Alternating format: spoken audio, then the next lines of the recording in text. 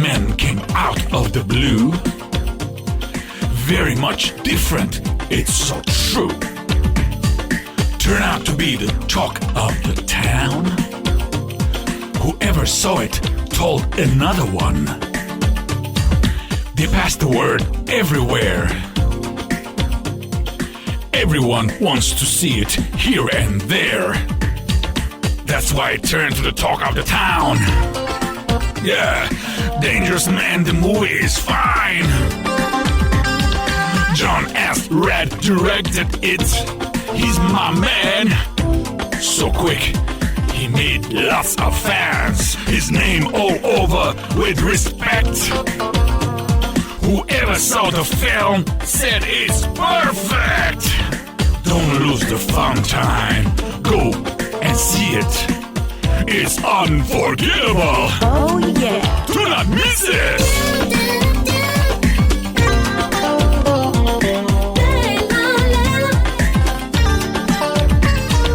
Oh yeah. Dangerous Men, the movie.com shows where it's now or may come. This film's so different. It's so much fun. No wonder Dangerous Man is the talk of the town. Go online. Go. www.dangerousmenthemovie.com. Hey guys, welcome to the True Blue Riffcast with your hosts, Jeremy and Dave. My name is Christine DeBelle, but many of you know me as Susan from A Talking Cat. And as you know, I have to go and get my cheese puffs out of the oven. So have a great time with Jeremy and Dave. See you soon. Thanks, Christine. This is the True Blue Riffcast, the #1 RiffTrax podcast in the world. And I am Jeremy. I am joined, as always, by... Hi, yes, you are joined, as always, by Dangerous Man, Dave Chadwick. How are you doing Yes. today, Jeremy? I am actually doing wonderful right now because I'm super excited to talk about this movie. Oh, my goodness. So today, guys, we're going to be talking about the newest RiffTrax release, Dangerous Men, and we have so much to say about this movie, but we'll get into it in a minute. Mm-hmm. And we were originally going to be discussing Dangerous Men and Jack the Giant Killer.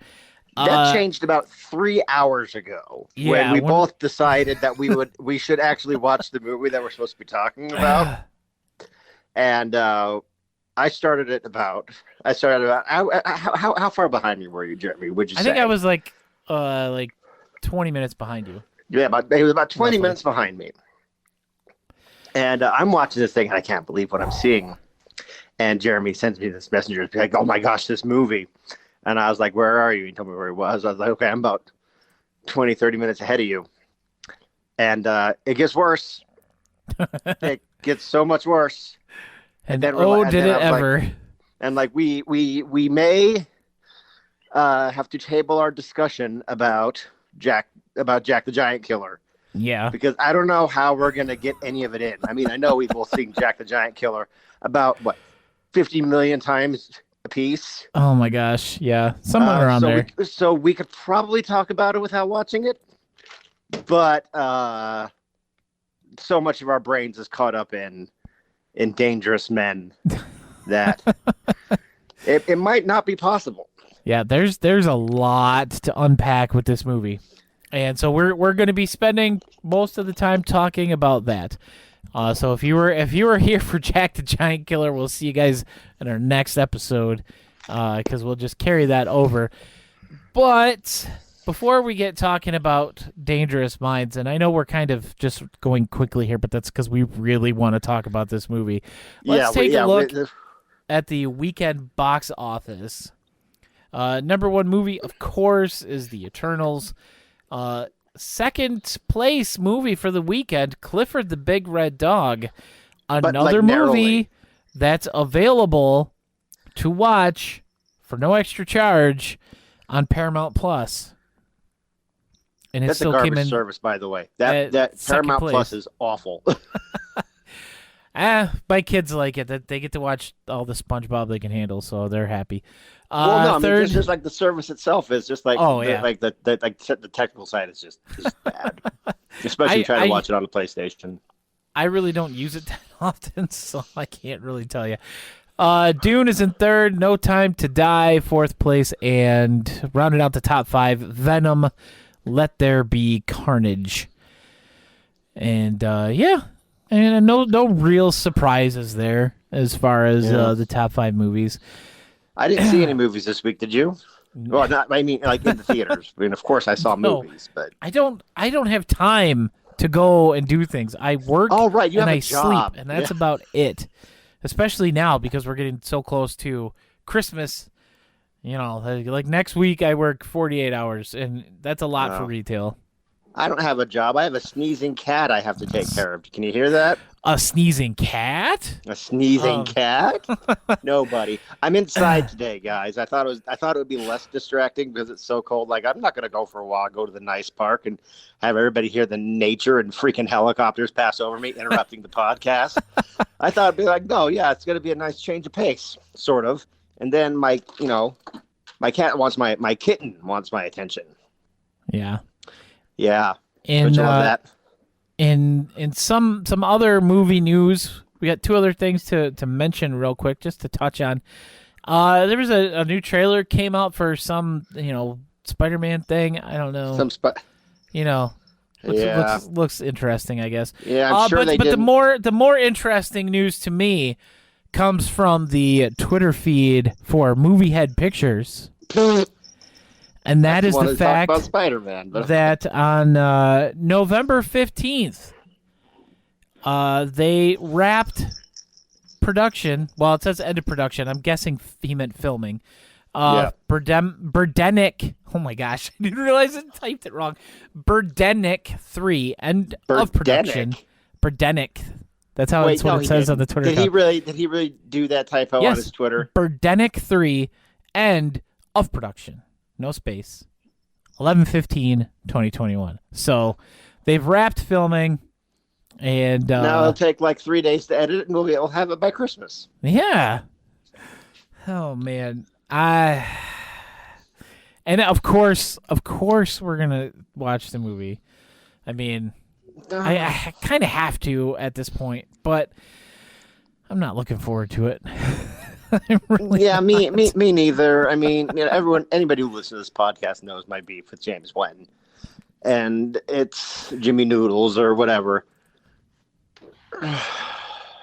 It pains me because I became friends with one of the producers of Birdemic 2 when I had my whole big blow up with James Wan, and he told me that James Wan does not own the series sequel rights to the Birdemic franchise, and therefore could not make another Birdemic movie ever again. I guess he found a way around it. I mean, I haven't talked to that guy in years, but... Well, we know it wasn't through the Kickstarter campaign for this movie. Yeah, we sure as shit know that. Oops. Welcome back to the edit, everybody. Yeah. But, I feel so there you go. Just, they actually finally filmed it.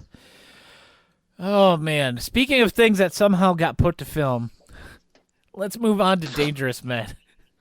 Oh, we're gonna go right into it. Oh, yeah. We have to dive into this movie. Okay. There is so much to talk about with this one.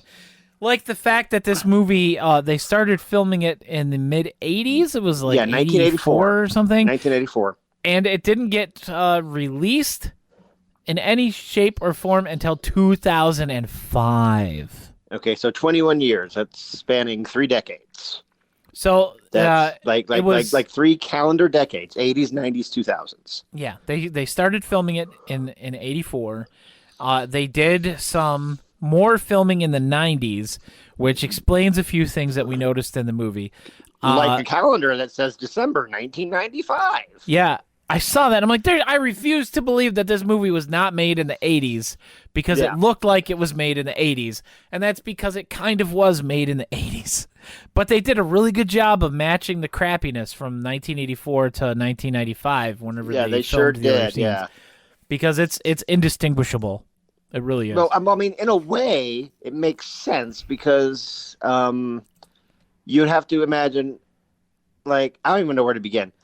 So, I mean, I guess we'll just hop into it. This is basically two different movies. It's basically now this movie was made by an Iranian architect who I'm not even going to try and say his actual name because there's absolutely no way I'd be able to pronounce it correctly.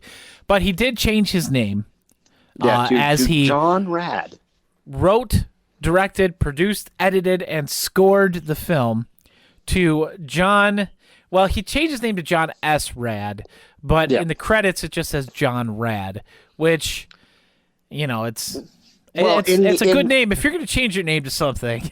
John Rad is John pretty decent. Rad. Right? It's way better, but the movie does not match up to that. Now, if you were listening when I started the podcast, instead of using "Rock Till You Die," we were actually using a song that's it's just called Dangerous Men, and it's from the website for the film dangerousmenthemovie.com, and I loaded it up because I wanted to look at it, and the song just auto-played, and I'm like, what in the world is this? What is going on? I had to click What is download happening? the MP3. Oh yeah, I did. Well, it started auto-playing for me. I don't know, but okay. I did download do the that for MP3 me, because I wanted to use it for the thing. It says, please listen to the special song made for Dangerous Men. Record it and distribute it to whoever you know.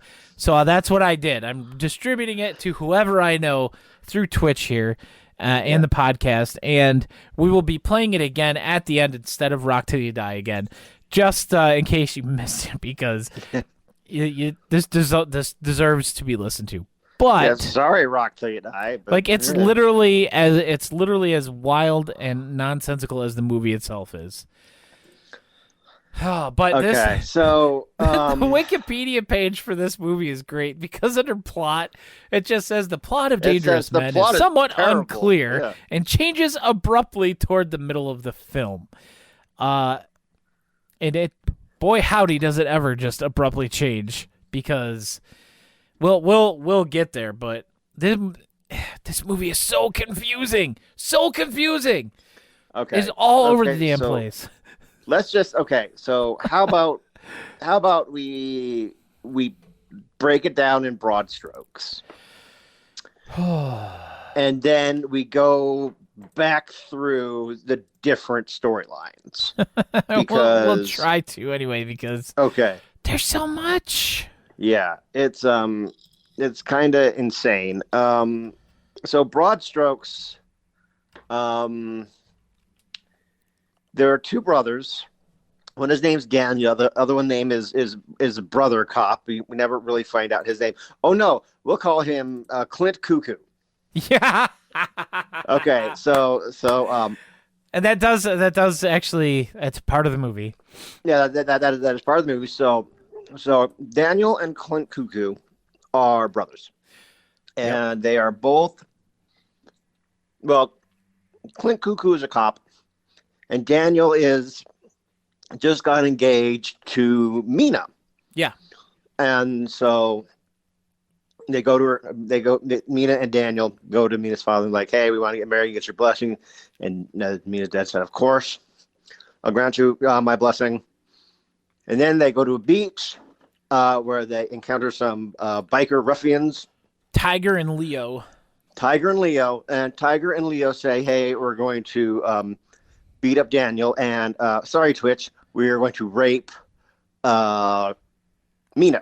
Okay. These guys are basically if Bulk and Skull were older. We're horrible racist. Not racist, rapists. I'm sure they're racists as well. Probably. But that never comes into play. So Daniel strangles Leo? Daniel strangles Leo to death. Yeah. While Tiger is attempting to rape Mina. And he's just kind Tiger of carrying her off at this point. Yeah. So Leo comes back, stabs Daniel. Daniel bleeds out there on the beach. And Mina says, "Hey, I'm way into you now, Tiger," and leaves with him. Goes with him to a hotel where they have a little date, and they go up to they the have a little date. It's so they have a weird. little date. Yeah, and so they go up to the hotel room, and where Mina kills him, and we'll get to we'll how. go through this in some detail a little bit later, but This is broad strokes, remember? She decides that she's going to live the rest of her life killing men, bad guys, killing rapists. Yeah. We'll get back to that. It's kind of like a Death Wish type So anyway, scenario. So she leaves the hotel, and she leaves the hotel, and she hitchhikes and gets picked up by a British man driving a pickup truck. And she through falls the desert, asleep, and the British guy's like, "Oh, I'm going to rape her." Yeah. And so he pulls out a gun and pulls off, and is like wakes her up like, "Hey, here's my gun. I'm gonna rape you." And she kind of like bamboozles him, makes her think that she's into it. Yep. And then threatens to cut his dick off and leaves him alone naked. And then she FOs. Yep. Meanwhile, the cops find Daniel's body on the beach, and they're Clint Cuckoo is all, "Hey, I'm gonna find out like where's my brother's fiance? She couldn't have done this." Yeah. So anyway, so he goes off on a he's trying to find his brother's killers and so on. And so anyway, so we cut back, and Mina goes and finds a hooker. She finds a streetwalker.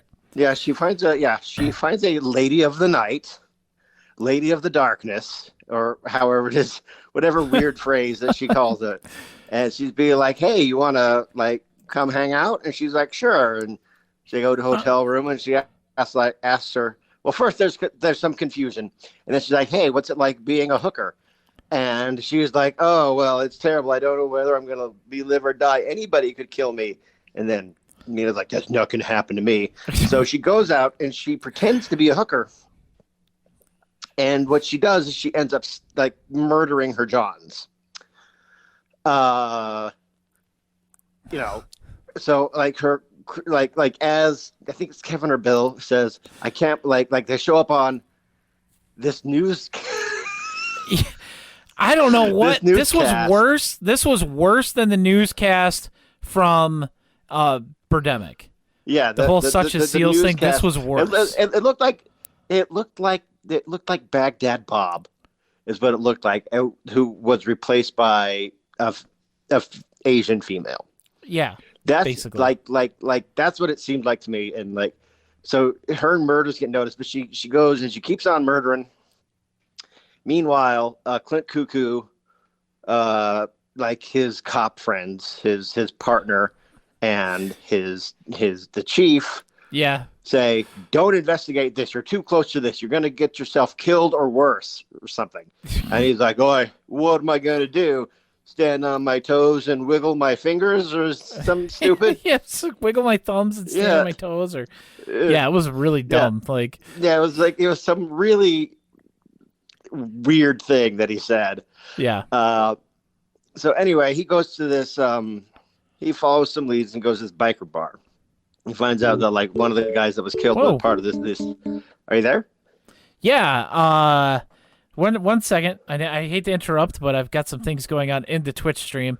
Thank you for giving out those 2 gift subs. Oh, someone's listening to us. That's great. There's a few people in here, and also somebody redeemed the "I'm Batman" thing because I know you're not actually watching this, Dave. But so I have the Batman mascot, and somebody redeemed a totally true facts about me. So I'll give you a quick one, guys. When I was 6 years old, in the middle of the night, I got up. I went into the kitchen, and I was going to grab a popsicle. I had my glow necklace in there from the circus earlier in the day because if you put them in the freezer overnight, they're supposed to last longer, blah, blah, blah. And 6-year-old me decided I wanted to see what it tasted like, so I cut it open and I drank it, and I had to go get my stomach pumped. So there you go. There's a totally true fact about me. Why would you say that? Why? Why would you admit to that here on the True Blue Riffcast? Well, because like I said, I had somebody redeemed a totally true fact about me on the stream, so... Well, I'll tell you what. The next time something like that happens, just hand it over to me, and I'll invent something that I didn't do. Okay, so share that. Okay. Where were we at? We're at the bar, the biker bar. Yes, biker bar, which did not look like a biker bar. It looked more like a casual dining restaurant. Yeah, with like video poker and electronic freaking darts. Yeah. And there's a woman there playing darts, okay? And she's throwing, and some of the bikers are like, hey, she looks pretty fine, which, whatever, okay. She's like 6, whatever. Sorry. But anyway, so he goes and he harasses this woman, and she FOs. More on that later. Yeah. Clint Cuckoo is at the bar ordering drinks that he doesn't finish. Or ordering drinks that he doesn't finish, and he pays the bartender like $300 for like info on this biker gang that he thinks is responsible for his brother's death, and because of course they are. And he's like, well, this biker gang, like their head honcho is a guy named Black Pepper. Which I don't like. It's a guy who looks like a young Dog the Bounty Hunter. So I don't know why his name is Black Pepper. It's like this guy. He's not Big Daddy from a guy from Harlem. Nobody knows what Big Daddy looks like. No one knows what he looks like. Because no one's ever seen him. Yeah. But so anyway, so he says like, "What's your name?" and says something like, dude, half the dialogue in this movie I could not hear. Yeah. And then like what? So no matter what Clint Cuckoo says, this is where he gets his name, Clint Cuckoo. I think his name was Clint something, and then he's like, "I'm going to call you Clint Cuckoo." Yeah, the bartender says, "I'm going to call you Clint Cuckoo," which is like in a movie full of I don't know how in a movie full of ridiculous lines that one sticks out to like everybody who sees this. And so like I'm going to call you Clint Cuckoo. It's like, well, he's a cop. What do you mean he's cuckoo? Are you out of your mind? Yeah. This bartender. But anyway, so they go down to the murder beach again. It looks like the same beach. Which is apparently right outside of this bar. Yeah, it's right on the other side of the street. The lady from inside the bar is out there in just a bathing suit. At the bottom of a cliff. Yeah. And she's out there in a bathing suit, like getting her ass kicked by the surf. And guy comes out and of course tries to rape her because that's a thing. That's all this movie is about. It's about like, attempted rape. Yes. So Clint comes down and knocks her out, knocks out the biker. This other different bald biker. Yeah, there's a different bald biker who's not he knocks him out he literally grabs his neck and the top of his head and just kind of turns his head to the left a little bit and just kind of holds it there. It's not even like anything that like a professional wrestler would use as a submission hold. Like no. He literally just turns his head a little bit to the side and the guy passes out. Like, after a full minute. Like, he's just sitting there holding his head like this until the guy just... It literally takes about a minute. So, it was ridiculous. It's so... Anyway, so... Clint Cuckoo and this new woman set up this rape sting that goes horribly wrong. But because he just leaves the guy there on the beach. He says he's going to get information out of him. I thought he was dead. Yeah, and then I thought he killed him, and turns out he just left him on the beach unconscious. Yeah, so so they set up the rape sting like a few miles down the road. And the guy doesn't notice it's the same woman. He takes her off, and the rape scene goes horribly wrong. Guy gets his foot stuck in like between the seats while this horrible rape that he set this poor woman up for. It's about to happen. Again, is happening. It's another attempted rape, folks. This makes like 12 at this point. Yeah. So, anyway, he breaks free and he goes and he knocks him out the same way and ties him up. Why didn't you do that at the beach? Why did you endanger this woman? Okay. So, and then she's like really trying to get in this cop's pants. Like, yeah, she's really into it. She's barking up his tree hardcore, and he's like, "No, I have to find out who killed my brother or something." Anyway, scene cut. They arrest Mina. She's out of the movie. That part of the movie's over. Yeah. Oh. Yeah. So they arrest Mina, and it's done. So we head back, and they're like, I guess that woman FO'd.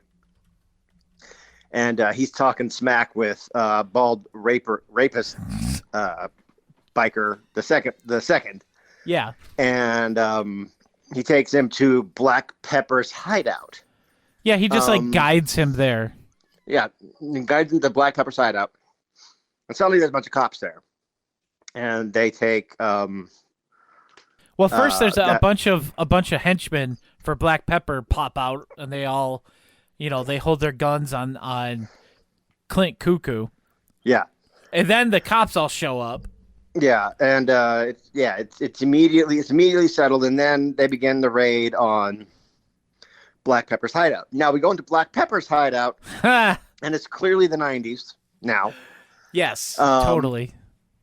And Black Pepper and his girlfriend are being entertained by a belly dancer, I would assume from Iran.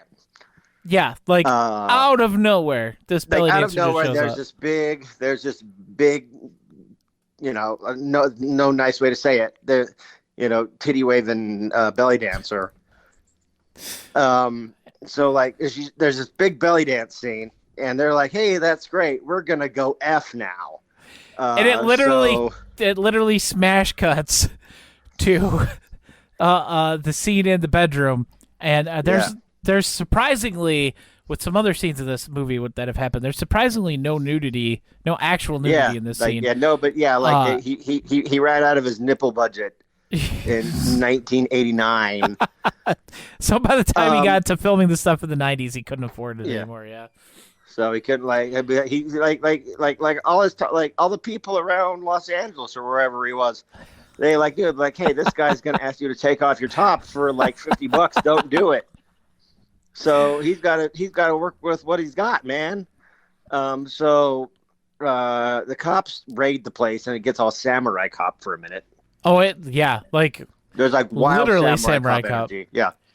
Because when Black Pepper runs out, Clint Cuckoo chases after him. Yeah, and they have this fight scene where they're literally just punching each other in the face. It's the same sound effect.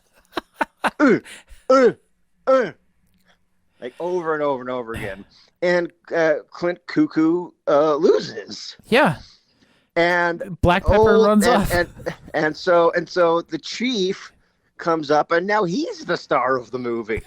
Right? So he chases Black Pepper through like some brush and some like through a cave scenery. Yeah. Yeah. No, yeah. Like it reminded me of Octoman. Just like really crawling through cave, but we didn't get like 15 minutes of it. No, unfortunately. So anyway, Peppercott would have gotten away. Fortunately for us, a nearby house, there's a blind woman in it knitting, and so Black Pepper's like, well, I might be engaged in an active chase from the police, but I can go ahead and rape this blind woman. It's a good thing she was there. Yeah. So he goes in, figures out she's blind. Like she hears something. She's like Spider-Man or Daredevil, and she's be like, "Oh, there's danger." She pulls a gun out from under the thing she's knitting. She's knitting, a loaded gun, and just fires. And Black Pepper's like, "Well, this is clearly worth the risk." And so he goes in. He okay. good news for us. It's the final attempted rape of the film. Yes. But he's foiled by the chief, and he's like, "You're under arrest." And mid-sentence, while he's Mirandized, just like the woman who just got raped, just like trying to she's like crawling over a chair, Yeah, to kind of like no one's like comforting her or anything. Like, oh my gosh, and it's over. the movie just ends right there. It just rams like right into a wall. Now we give Light Blast and Haunted Ween a lot of crap for just falling off a cliff. Yeah. At least those movies ended. This movie ran head first into the cliff.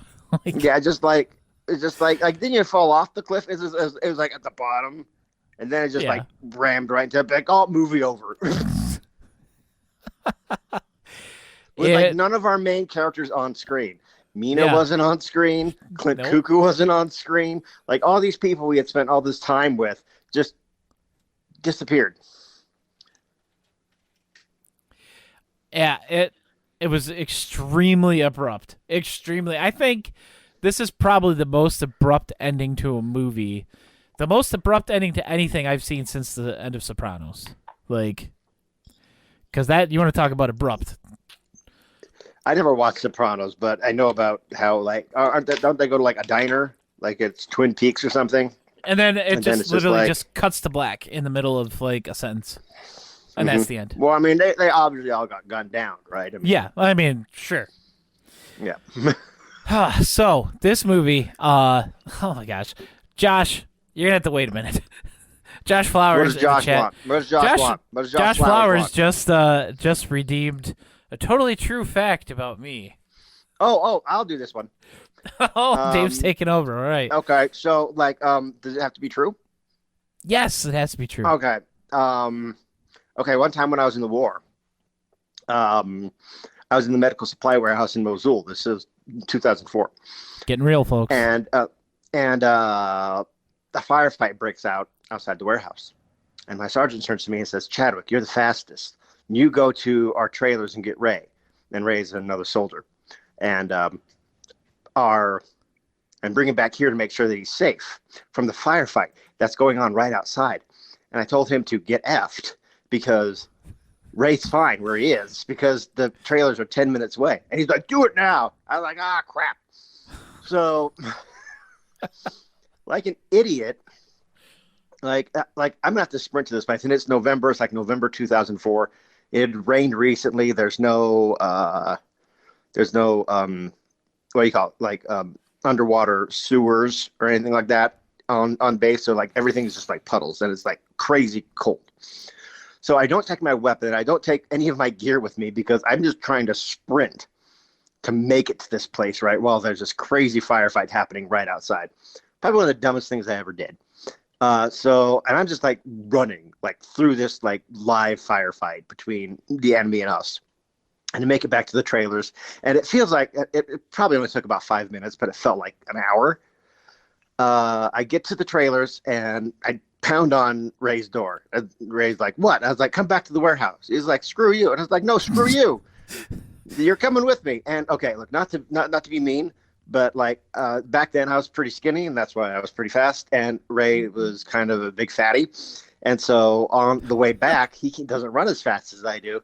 So like every 50 meters, I have to stop and like wait for this guy to like catch up, right?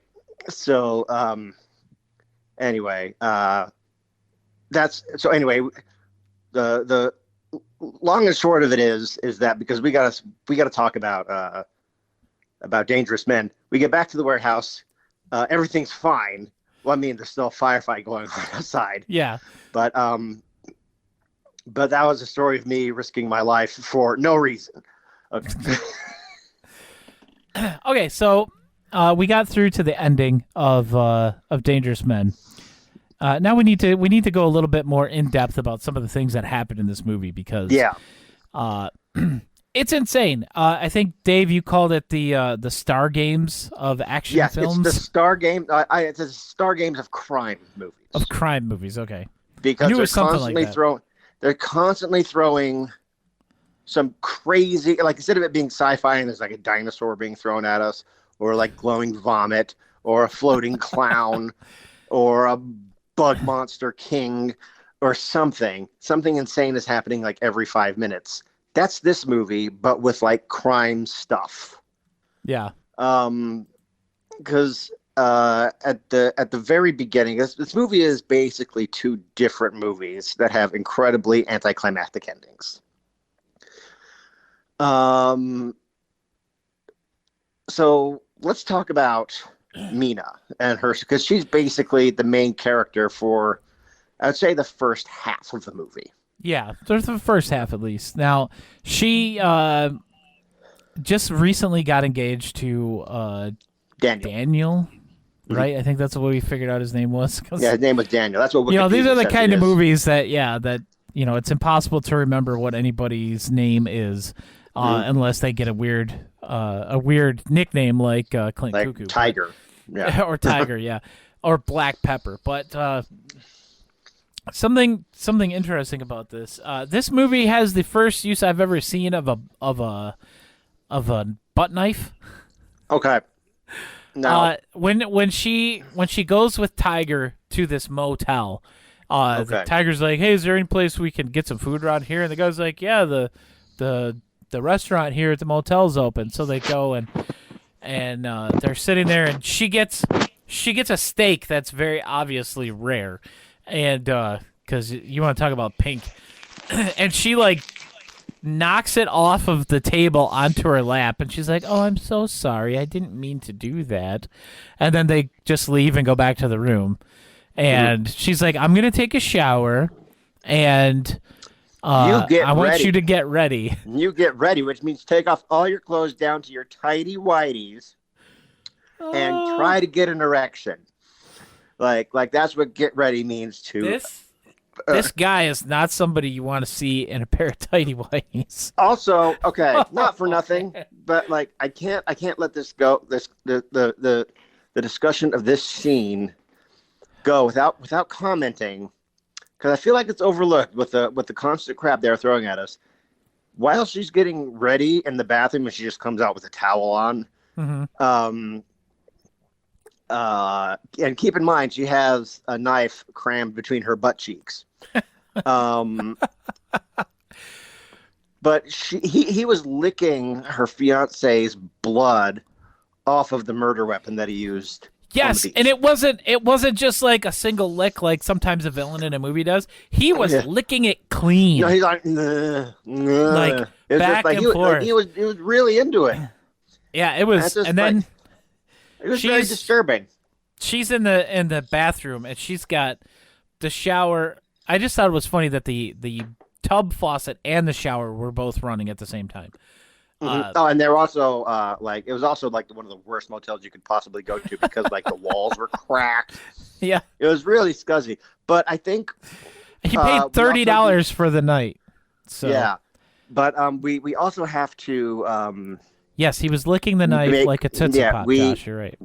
Right, we have to make note of the fact that she gave him very specific instructions about like where she likes to be kissed. I want you to rub my knees and then lick my belly button. And then sorry, Twitch, eat out my belly button. Basically. Yeah. That's what he was doing anyway. I don't know. It sounds dirty.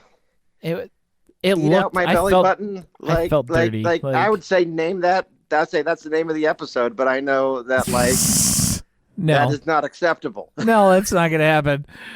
Oh man, but no, that's anyway, definitely so not gonna happen. She comes out in her sexy bath towel that she got from the hotel. Ooh, like do me, right? So she comes out, and we get this gratuitous shot of her.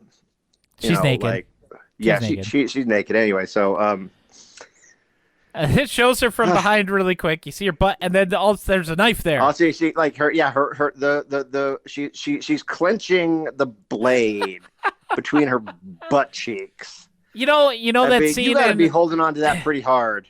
You know that scene in the first Wonder Woman movie where she's wearing the sword on her back and she's got like elegant, gown on the dress, and it's like, dang, how is she holding on to that? That's how this lady was holding on to the knife. Yeah, but it's so anyway. So she takes the knife out of her butt crack, and stabs him to death while he's pleasuring her belly button. Oh God! And so he dies clearly. Yeah. She takes off. She yells something at him. She'd be like, "I'm gonna spend the rest of my life." You thought I would let you get away with it, didn't you? You were wrong. You were dead wrong. Well, here's the thing, though. For a while, like especially like at the very beginning, like when she very first came on to him, I was like, I wasn't sure. I thought maybe she was into it. Like I thought maybe like because it's been that kind of movie so far. So, but anyway, so she leaves, and then we get these weird interactions between the desk clerk and the housekeeper, saying, "Hey, how come our guests aren't awake? I called them a bunch of times. Wake them up now. They didn't answer their phone. Like, go wake them up. They haven't. Maybe he was waiting for them to check out. They didn't check out. Well, it was for their 5 a.m. wake up call that the guy said he wanted. But, he got an early flight. Like, what's he got? Like, what's he got going on? He just left 2 dead bodies on the beach, and he hung around to have belly button sex with this woman and get murdered. You know, after having a fun little date. So, anyway, she leaves, and so weird, man. She hitchhikes, and she gets picked up, and like, oh, she's gonna go back into town. Everything's gonna be fine. Wrong. No, she gets picked up by a British dude driving an old Chevy Silverado. Yes, it's Silverado, yeah. And he's wearing a suit. Like, just the combination of those 3 things together was very, very weird. Yeah, very weird. She was like, he's in there. She's asleep. She's passed out. She's dreaming about her fiance. Yeah. So he's looking over her and be like, "Well, this is a gift from my way. This is a gift from God. The gift from God. I'm going to go ahead and get my rape on. This is what God wants." So he gets out his gun and he pulls over under his visor. And it's like, "Hey, wake up! Rape time!" Oh, like literally, that's what it is. Yeah, it's time for the rape. Let's do it. Come on. And then she like pulls the same stunt with him. Yeah.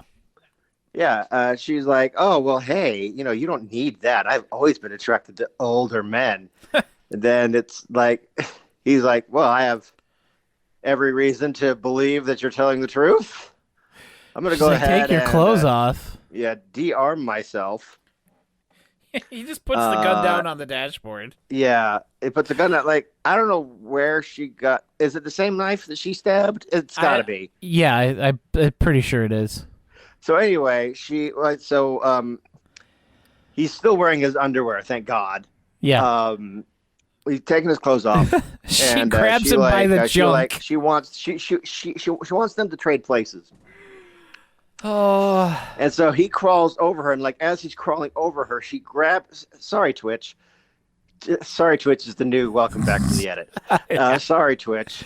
Grabs his dick and puts the knife up to it and says, "Get out of the effing car. I'm going to cut your dick off." And he's like, "Okay, look, I don't know what I was doing." She's like, "No, shut up. You're going to be a eunuch. Get out of the car." So he gets out of the truck and he's like, "Take off all your clothes." Yeah. And she has the gun on him now. "Take off all your clothes." He does that, and like we see. Of course, we have to see him naked. We have to see his entire ass. Yes. For a long time, and she's like, "Go run," and so he runs off, and she FOs. Yeah, she drives off in the trunk, and then it shows him wandering through the desert. And then he starts goes crazy. He's talking to himself for like 5 minutes. We're spending with this British rapist. Yeah, he starts like singing as he slowly goes crazy. I think it's supposed to be for comedy. Maybe, I don't know. I don't know, but anyway, so we start. he picks up a couple of pieces of brush, and he starts dancing the Blue Danube out there, like, like alternating, covering up his crack and covering up his ball sack. I'm pretty sure we do see his hanging ball sack from time to time. Quick bit of trivia about the British truck driver played by John Drake. Okay, this was his only acting credit, of course, but he does have one other film credit as additional crew. He was a stand-in for Anthony Perkins in Psycho. Really? Yeah. So this was his big break. Yeah. So anyway, and then some van comes by and throws some garbage at him. Then they leave him in the desert.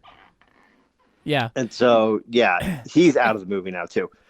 So and then she goes to her dad's house. Yeah, she goes to her dad's house and be like, I'm gonna go on a murder spree. I need some cash, Dad. The dad's like, here you go. Here's this credit card. Just be careful. You're going to need it out there. And just sends her on her way. I was like, okay, here's what you could do, lady. You could not go on a killing spree. Yeah. You just stay there. Tell the police what happened. I mean, leave out the part where you murdered that guy. I mean, I guess she does have to kind of go on the run. Yeah. Because that is kind of like murder in the first degree. Yeah, because she definitely planned that. Yeah, that was premeditated. I mean, she planned it very fast. Yeah, but she still planned it. Like, it wasn't like, ha-ha, stab. No, it was. Yeah.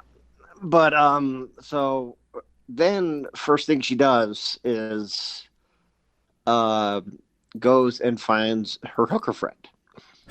Yeah, she pulls up to somebody, just doing her job, and and she's like, okay, hey, whatever. Get in. Like, I'm into chicks. I don't care. I don't give an F, right? Yeah, she's like, I don't care if it's a man or a woman.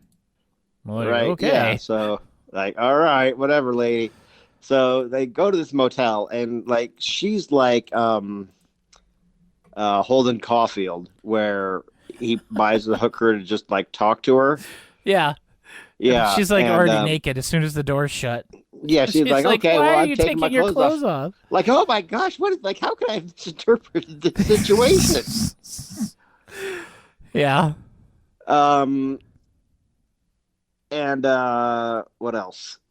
She'd be like, oh no, no, I don't want to have sex. What did you think I was paying a hooker for? I just want to talk. Be like, tell me all about your profession. And she uses some term, I think it's like ladies.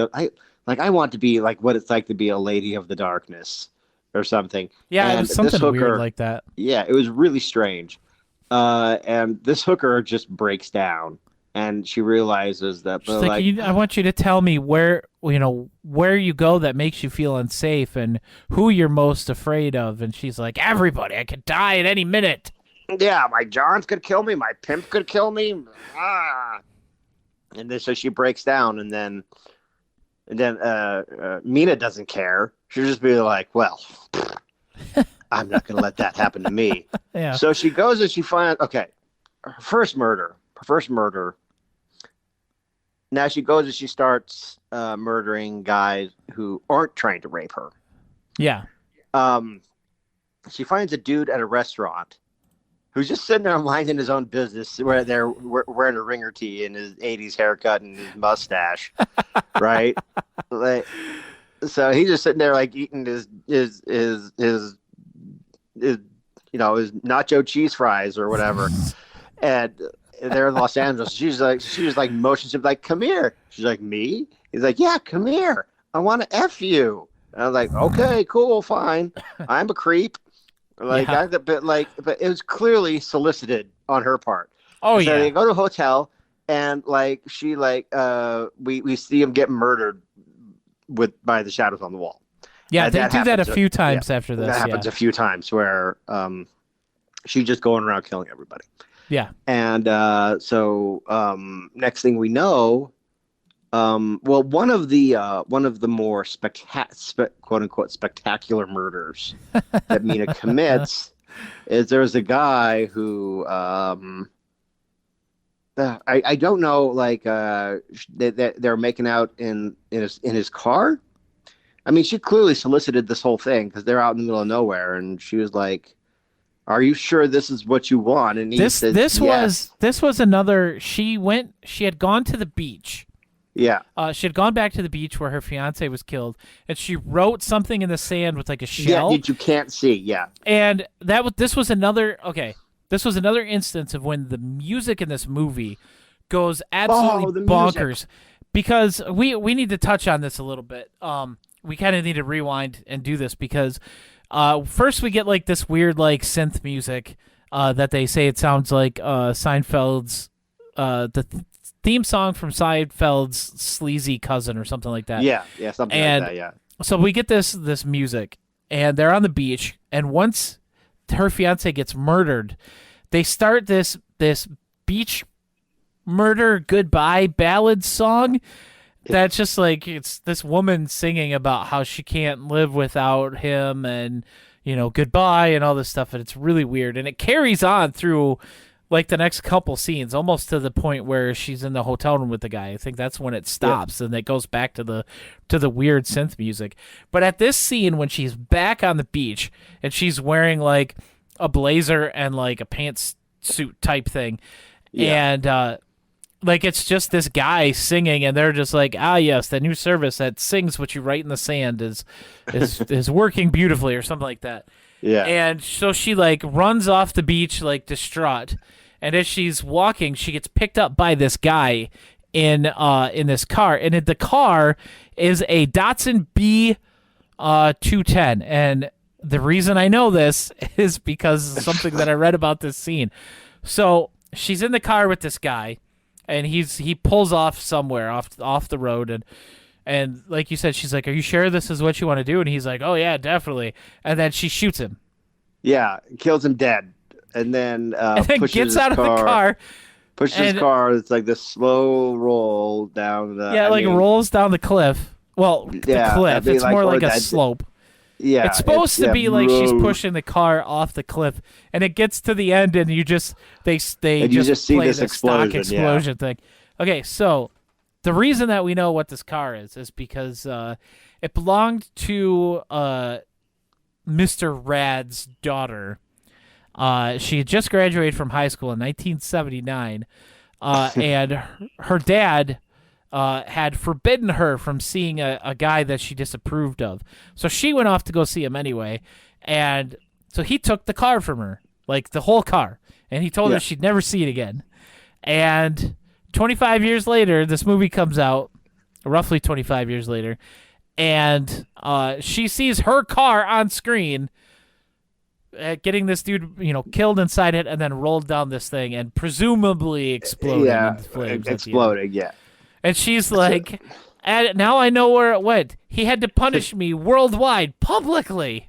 I mean, obviously it wasn't worldwide, but yeah, it's just thought that was a really interesting scene. It's in the interesting movie. Part of a little bit of trivia there. Yeah. So you think her murders are going to go on indefinitely? No, they're picked up by the news. This news report that we already laughed that we've about already earlier. talked about briefly. Yeah. But she sees it, and they're like, "Oh, it's this woman," and she's like, "Oh no, they're onto me." It looks like Kuwaiti local access. Yeah, it's really weird. Kuwaiti public access. It's very strange. It's very much not, an American-looking news set. Yeah. No, not at all. Her story ends shortly thereafter when they figure out that it's her, and they're following her around, and this guy, she's just walking, and these two guys are following her, and the one guy catches up to her, and stop, I'm a police detective. Yeah, and there's like a helicopter and like police cars, yeah, and that's it. That's the last you see of this woman in the movie. No, but she's the main character. You know what this is? This is just like in Spiker, when we have the one guy who's like, they focus on him like he's the main character, and then he like doesn't make the cut for the team, and he's gone from the movie. Like, halfway through. It's the same thing. Yeah, except the sleaze bag. I can't remember the what rest his of name it. was. The rest of it isn't filmed. 10 years later. Yeah. Oh, yeah. So yeah, it's basically two different movies. I think because that part is definitely shot. The whole Mina thing, the serial killer. Yeah. That is clearly 80s. Yeah, and the 100%. stuff with Clint Cuckoo is 100% 90s. 90s. Yeah. So that's why we believe this is two different movies smooshed together. Yeah. Hate to break it to you guys, but we got to leave Mina behind because she doesn't have any more scenes. Yeah, that's it. That's it. She's done. She's done. She goes to jail. That's all. Yeah. I always like to look these people up to see if they've done anything else with their lives. Did you say she was a life coach or something? Yeah. Apparently, I looked up the name Melody. Her name is Melody Wiggins. And I did a Google search, and the very first thing that popped up is like it shows Melody Wiggins, actress, and then this Melody Wiggins PhD life coach, Dr. Melody Wiggins. And I mean, I'm looking at her picture, and it looks like it's the same person. Well, you should drop her a note saying, "Hey, I've seen your boobs and a knife between your butt cheeks." Yeah, no, I'm not going to do that. Yeah, would you hire a life coach like that if you'd seen her boobs and seen her all that hiding a knife in her butt? Yeah, hiding a knife in her butt. I mean that's not sound life advice. Hey, she obviously made something of herself after this movie, so maybe. Yeah, but so after she gets arrested, the Clint Cuckoo. Yeah. It goes back to him, and he's like trying to. He's the main character now. Yeah, and okay, once he gets to like this guy's compound, Black Pepper's compound, which is like when they show it from a distance, it's like this big mansion on top of a hill. Like, yeah, it's not very. When you get inside, it's like someone's apartment. Yeah, like the hallways, like you can't even walk side by side with somebody down the hallway. That's how narrow they are. Okay, okay, so Clint Cuckoo has a partner, or not a partner, or at least a coworker who's actually working the case where his brother was murdered. Yeah. And Clint was apparently they like put him on like vacation leave or something, so he's supposed to be like not doing anything. But there's one really weird scene with this other detective and his fiance, where she's on the phone and she's calling him. She's like, "Come home." Yeah, she's like, "Come home. My vacation time's almost up," and he's like, "I'm really busy."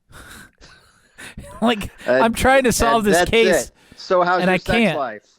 Yeah, and that's it. That's the end of the scene. It's like, why? Were they setting him up to be killed? Like, so we knew, he's got somebody important to him, and we're gonna kill him. Like, we're gonna give his death meaning. No, it's just it's just a thing that happened, and then it's over. We need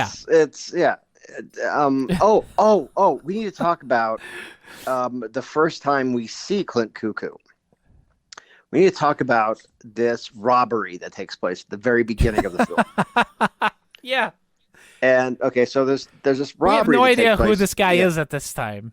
Yeah, he's just standing outside smoking. So he's there. I think there are two guys robbing this place.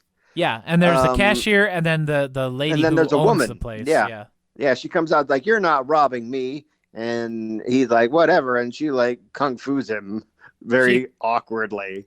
That's most of the fighting in this movie is very awkwardly done. And so anyway, she gets shot by the other guy. Who's got like a Mac 10 or something, like like a little Uzi or something. And so then he only shoots one bullet. So Clint Cuckoo shows up and says like, "Hey, heist over," and then I'm the police. I'm the police. Like, "You're done." And he tells that guy, "You can put your arms down." He's like, "Oh, okay." Well, there's a woman bleeding out of her mouth right there on the floor. When he comes in, he has his gun out. He had grabbed the other guy as he like tried to run outside, and he's like holding his gun aimed at the other guy with the gun, and he's freeze. like, "Freeze!" Bam! he just, as Kevin points out, he goes, "Free!" Blam! Zzz. It's like you have to give them an opportunity to freeze, you know. But no, it's very. He just blasts him. Yeah, just so it's a big So that establishes our character as Clint Cuckoo the cop. Anyway, his brother gets killed, and he talks to his partner, this dude, and he's like, "No, you can't. You're gonna get killed or worse."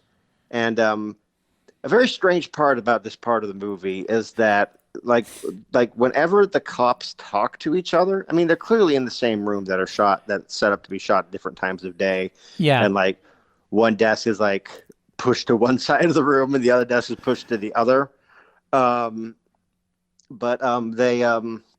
They do all their dialogue with each other over the phone.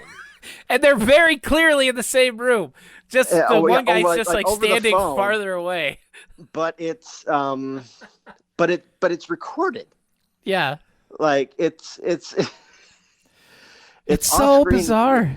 It's recorded, but they don't ever show like the other person speaking while they're speaking. I think even Bill points it out. It's like, "Hey, thanks for not showing me at all while I was speaking." Yeah. It's this very bizarre like thing where like, okay, when a person is like, this is like cinematography and for movie making, cinematography for movie making. What am I saying? Yes, Dave. It's like when somebody is speaking, it is ideal that you show that person speaking. You show their face, not like the back of their head or like focus on somebody else. When someone's speaking, I mean, it's okay to cut away to somebody else if you need to. For like briefly or something, but the focus should be on the person that is speaking. It doesn't happen. Always.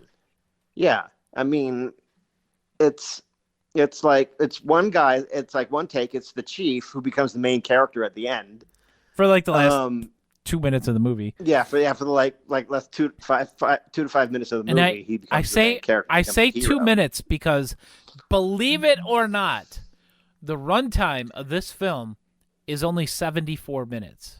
Oh, I believe it, even though it feels like 10 million years. Yeah.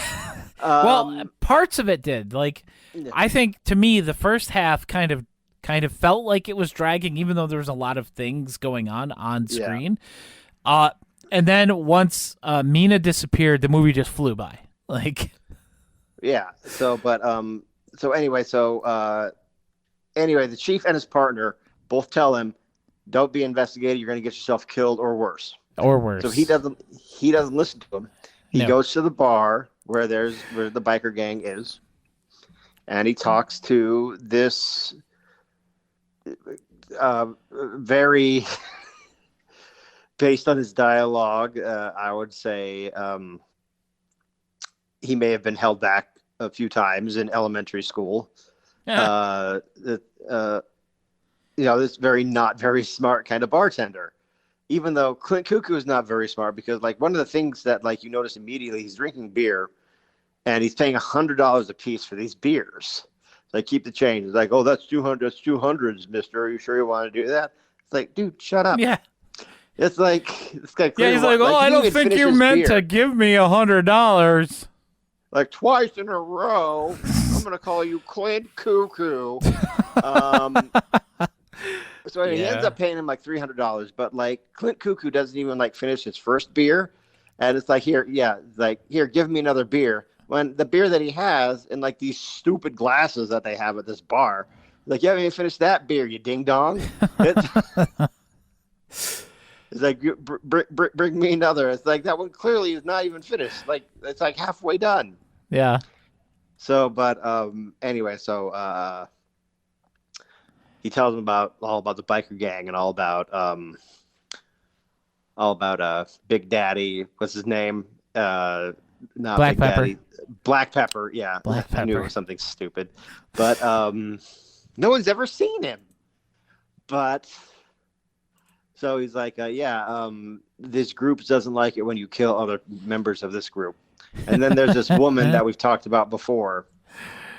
She's over there playing She's there playing electronic darts by herself. Yeah. And one of the darts just like lands on its side. It just drops to the floor. It's like, wow. And one of the bald biker guys would be like, "Hey, look at that fine piece of ass. I'm gonna go get me some of that, Herbert." So and then the guy's like, "Yeah, you go for it, dude." Yeah, it's like, woo! Like, okay. It's like, well, remember, we gotta drive to Sturgis tomorrow.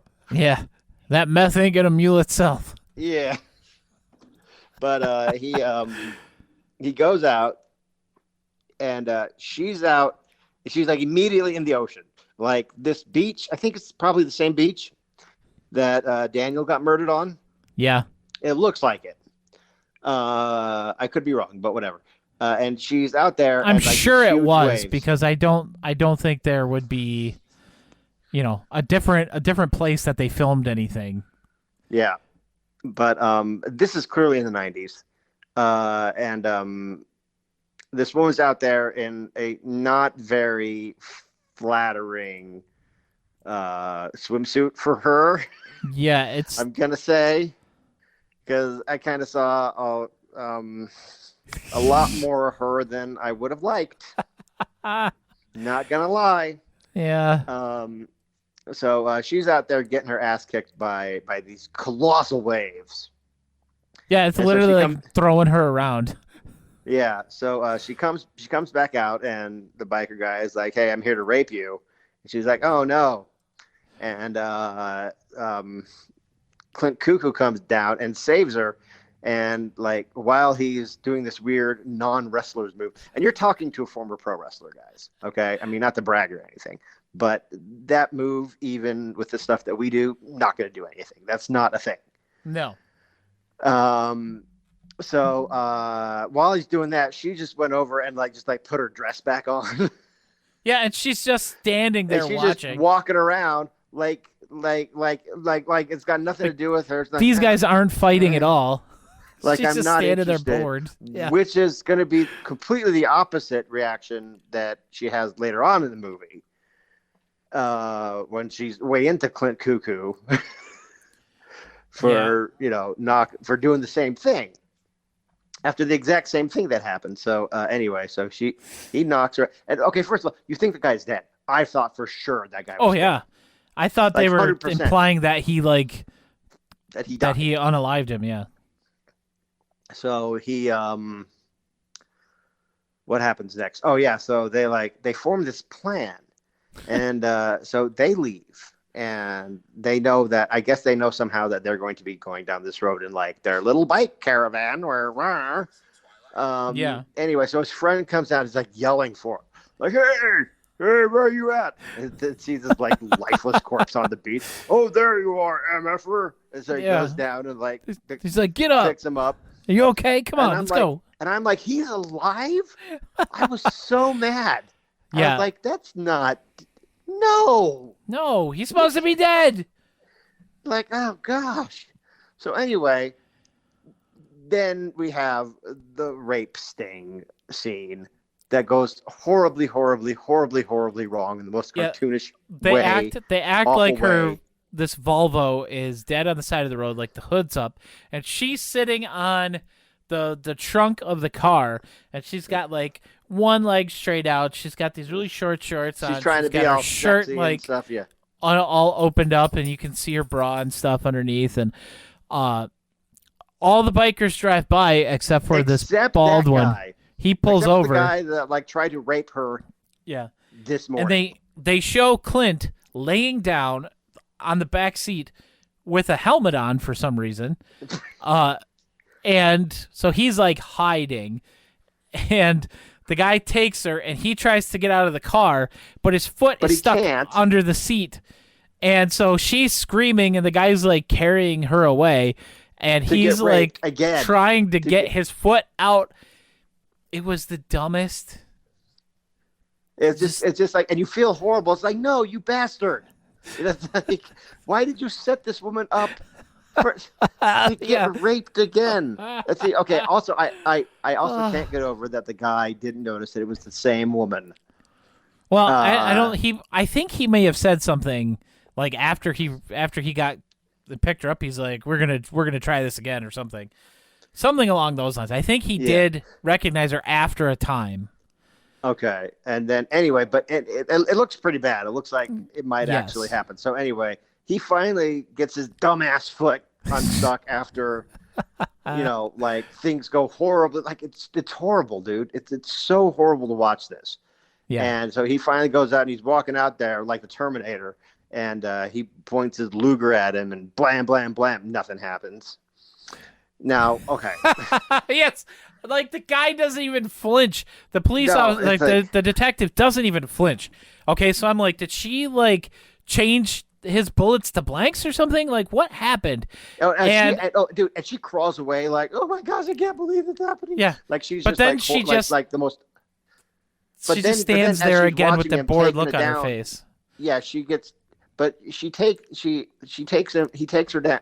He takes him, the rapist, down again. Yeah. The same way.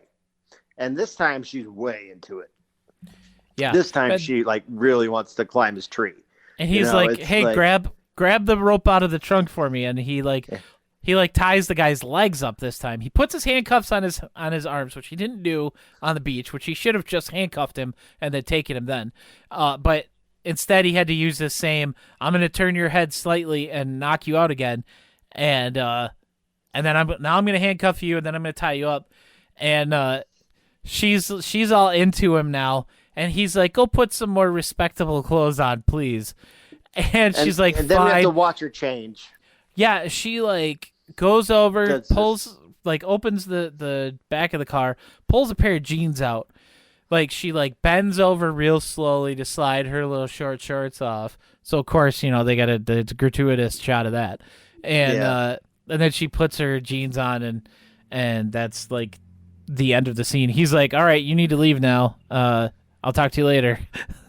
And she gets in her Jeep. Like, that's right there. And then they go to the compound. Yeah, so they'll just be like, hey, how did you get me? It's like, I can't believe this is happening to me. You'll never escape black pepper. He's gonna I gotta say this. I gotta say this because this line was probably my favorite line from the whole movie. He's like, I can't wait to see your balls wrapped around your tonsils, because that's what black pepper's gonna do to you. Yeah, I'm just like, okay. It's very specific. It's very specific. Your balls wrapped around your tonsils. How does that work, sir?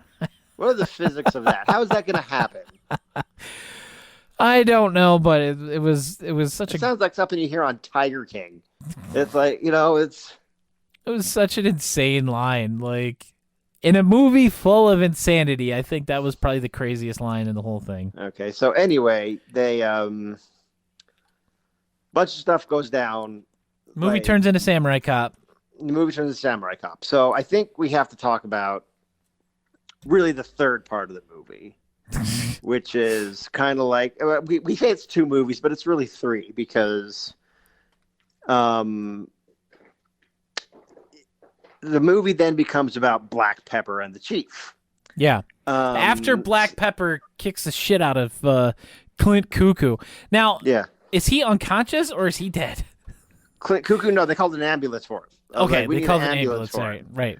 So do you want to talk about at all? I mean, we've already talked about. Do you want to talk about the belly dancer or any of that, or have we covered that? We covered that earlier. I don't think we need to. I don't think we need to go back into that part of it. But I do want to mention the Chief real quick. They make a crack about when the Chief first shows up. They're like, "Ooh, a Stan Lee cameo." The guy really, I mean, he could have been like Stan Lee's older brother or something. Like, okay. So so the Chief then becomes the main character while chasing Black Pepper. Black Pepper crawls through a cave. Yeah, it goes through a cave, and it's got super Octoman vibes. I'm surprised. I'm very surprised they didn't make an Octoman reference. Yes, I am also. Because it's so the Chief goes running after Black Pepper, and Black Pepper looks like he's going to get away. But then Yeah. he comes across the blind woman's house. Now, okay, Now- here's the thing. I know that, there's been a lot of attempted sexual assault in this movie up to this point. I don't necessarily think that was what he was going to do. I'm not going to say that he wasn't, because it's kind of like the thing for this movie. But I feel personally like he was just going to like use her as a hostage Oh. to get away from Stanley Super Cop here.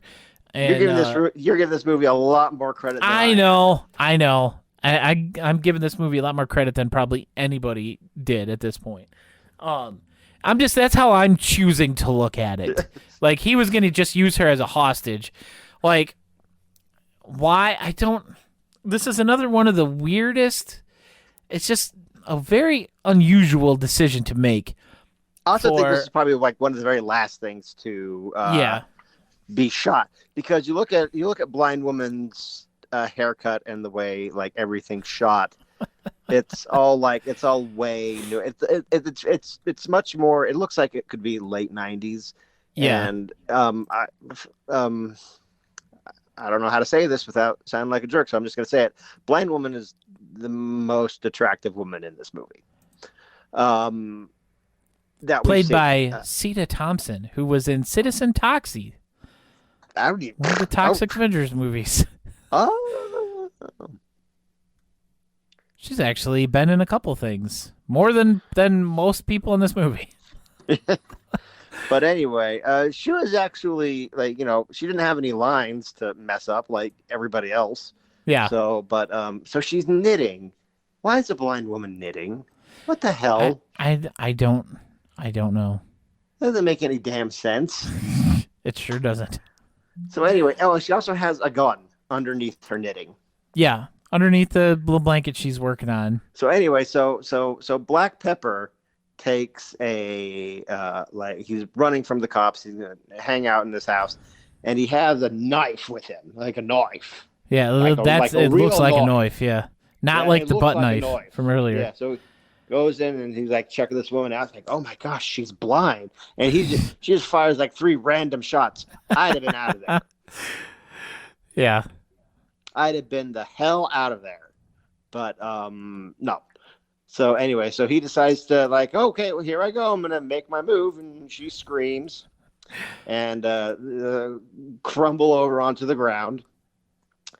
And then the chief comes in and be like, it's over. Get up. Come on. And he starts to arrest her. Now, the blind woman, we don't have a name for her. No, she's just credited as blind woman. Even in the credits, she's blind woman.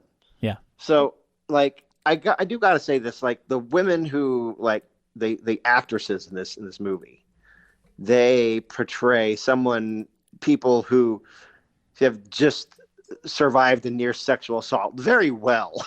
Yes. Because it's like you would in that situation, you would just retreat into yourself, and it's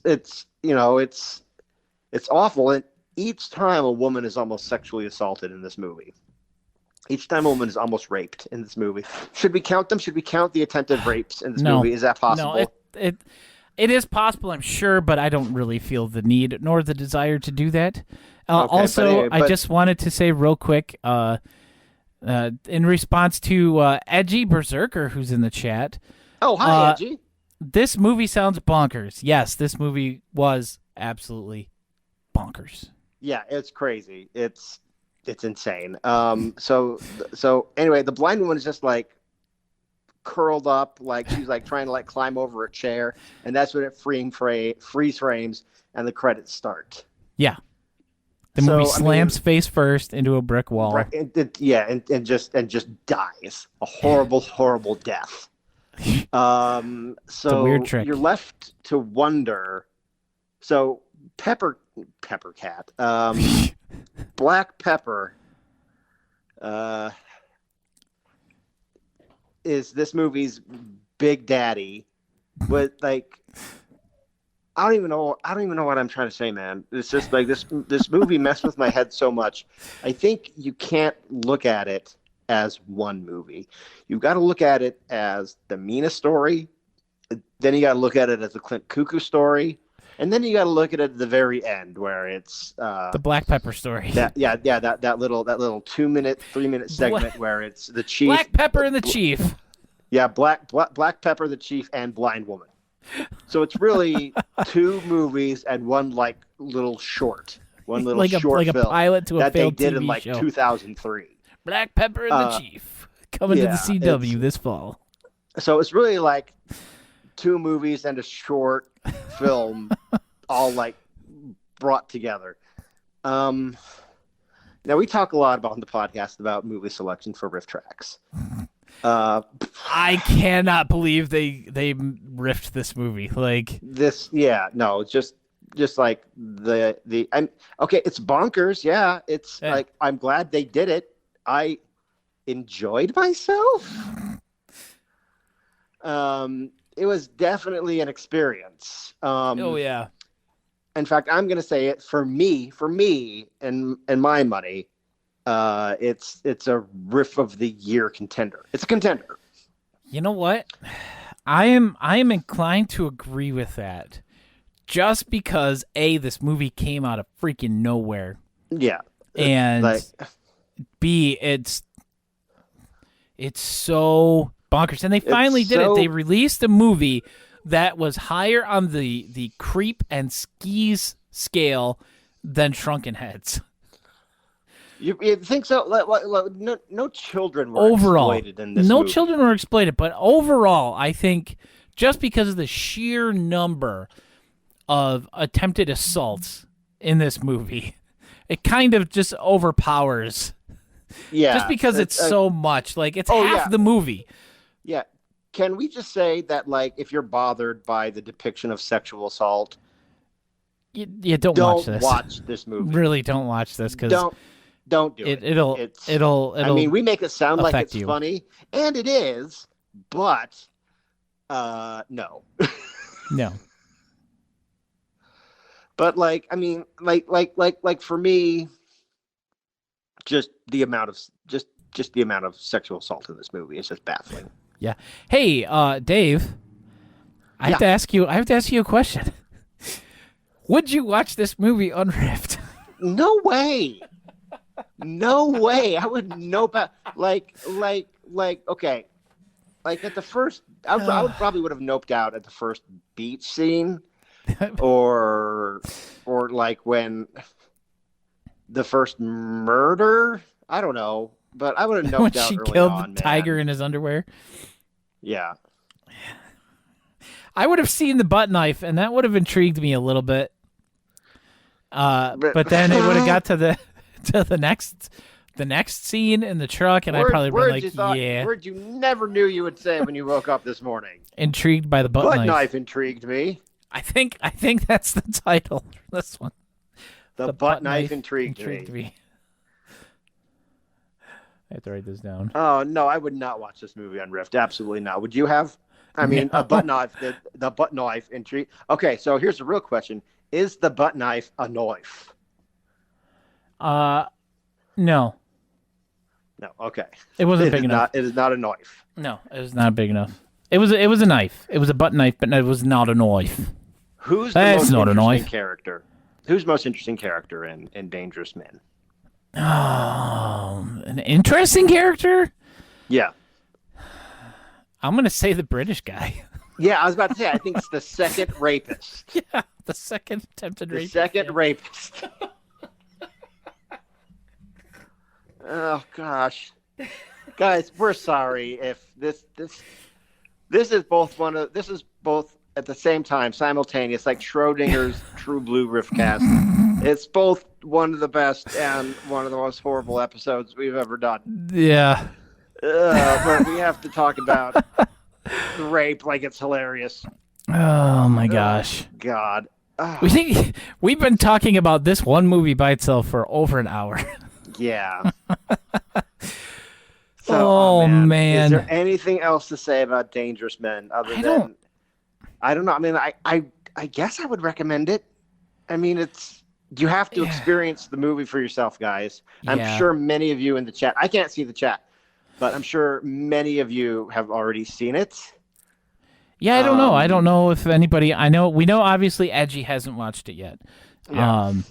I don't know if I'll talk to Edgy about it a little bit later. Josh has watched it yet. Oh yeah, you need to get Edgy to watch this one. Like, oh yeah, no, she's gonna watch it. I'm gonna make her.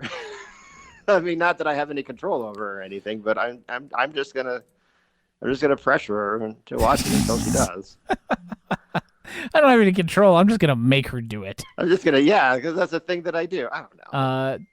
Ben Poolerman. She's probably unfriending me right now. I'm never talking to Dave again. Oh man, yeah, I think that's it for Dangerous Men. I don't think we really have anything else we can we can talk about with this one. I will tell you, if you want to, please go to dangerousmenthemovie.com/home. I'm going to put the link in the chat. This is the official website for the film. When you go there, Dave said he didn't auto start for him. It didn't auto start for me, but I was. It auto started for me. It was on a phone though. Yeah. On my Chrome browser on my PC. So, depending on how you go visit it, it might auto start and it may not. But go check this out when we're done here and listen to the song. We will be playing the song here again in a second when we wrap things up. Our next episode will be on Tuesday of next week. We will be discussing Jack the Giant Killer. Oh, finally, yeah. Yeah, which we were going to talk about today until, we actually got done watching Dangerous Men and realized that we were not going to be able to talk about anything else. There's no way we were going to be able to talk about Jack the Giant Killer. Yeah, so we'll be talking about Jack the Giant Killer. Yes. Lower the portcullis. And, of course, we'll be talking about the short that was with the live show with that What Is Nothing. And then something else. If there's a new release tomorrow, we'll be talking about that as well. And if not, Dave and I will pick something else to talk about. And I'll put it first in the Patreon, like I did with this one, even though I ended up lying about half of the stuff we were going to talk about because we didn't get to it. But if you do enjoy the podcast and you do want to support us, and you're not already, which thank you to those who are, especially Josh. I know Josh is. And if I remember correctly, I think Josh just recently got married. Oh, did he? Oh, congratulations. In October. Yes, congratulations on there. Thank you for supporting us here on the podcast. But if you would like to support us, you can head over to patreon.com/trueblueriffcast, and you can drop us a couple dollars a month. And, Josh says join us. Please do. But I'm Jeremy. You can find me online at PB and Awesome pretty much everywhere on the internet. And you can also follow the podcast on Twitter at TBRiffcast. And I'm Dave. You can check me out on the web at davechadwick.info. Check me out on Twitter at DChadwickAuthor. See, I'm still not used to it. Yeah, I'm gonna get my own Twitter handle, my own new Twitter handle right one of these days. But it's at DChadwickAuthor on Twitter. Yes. And go to Amazon.com and buy all my books. Yes. Author Dave Chadwick, Monkey, a novel, and I just released all the novels that I wrote in my 20s. Re-released them with new coat of paint. We're getting audiobooks made for all of them. Woo-woo. With some really cool sounding voice people. Yeah. Very excited for Dave on this, and I'm really excited to listen to these once they're ready. So. Well, Happy Valley's almost done. I can't believe this guy. He's making everybody else look bad. Everybody else is taking their time. I gave everybody as much time as they requested. Yes. In fact, I gave everybody, all my narrators into 2022. Well, there you go. To finish these things. And but this guy's like, no, I'm going to get it done in 2 weeks. And I'm like, all right, dude. So it's like, right on. Yeah, I mean, it sounds good, but it's like, I wouldn't want to do that much work in 2 weeks. Oh, man. But yeah, that's going to do it for us, guys. As soon as we're done with the Dangerous Men song here, we're going to send a raid over to the official RiffTrax Twitch channel. So make sure you don't just hop off of here, and we'll see you guys on Tuesday for the next episode of the True Blue Riffcast. Yeah, rock till you die.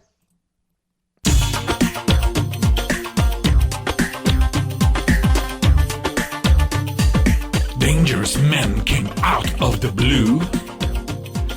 Very much different, it's so true. Turn out to be the talk of the town.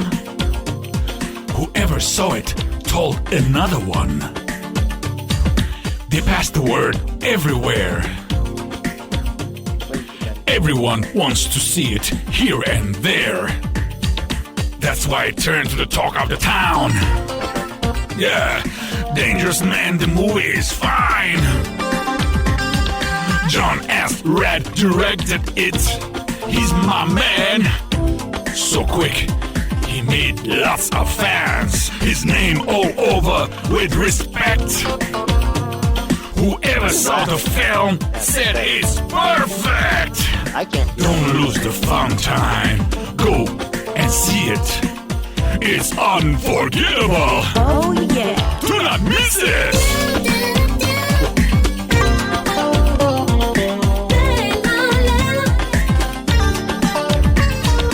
Oh, yeah. Dangerous Men, the movie.com shows where it's now or may come.